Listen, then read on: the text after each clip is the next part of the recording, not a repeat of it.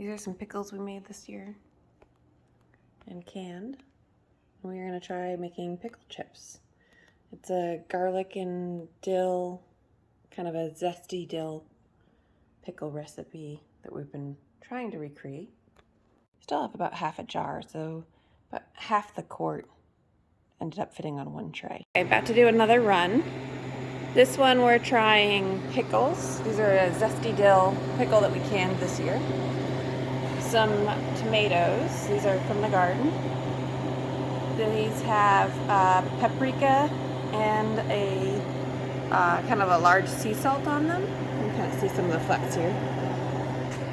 The next batch here are the cherry tomatoes from our garden. There's some grape, technically. And these ones have a fajita dry rub, I guess you could say, on it. This is a fajita mix that Jace makes, so it's his like secret recipe. Last tray are pickled cherry tomatoes and 2-ounce grapes from our garden. They've been pickled for probably about 2 months now, maybe a month and a half. And so the ones that are whole actually have holes that I kind of stabbed in them to allow the moisture to have a place to escape, which is something we learned from watching a bunch of videos. So I'm thinking the moisture content should be pretty similar across these.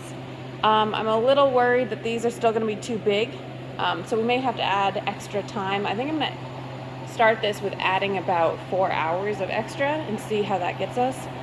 I still need to play around, so I don't know. But even these slices are very, very wet, and the pickles as well. So I do think that they should be pretty comparable, better than the beans and peppers compared to the tomatoes. So I will keep you guys updated and let's see how it goes. I've got the system is now cooling. It's like a pre-chill here. And I made sure to close the valve. So just a few more minutes, we should be able to get these loaded. We also have the dehydrator going for more poblanos and guajillos.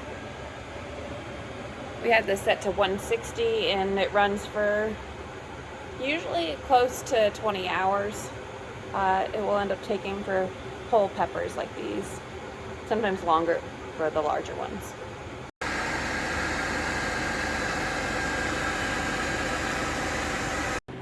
So we have now loaded up the freeze dryer. Now we're gonna get it set up and I'm gonna add a few extra hours to the dry cycle and we'll check it sometime in there.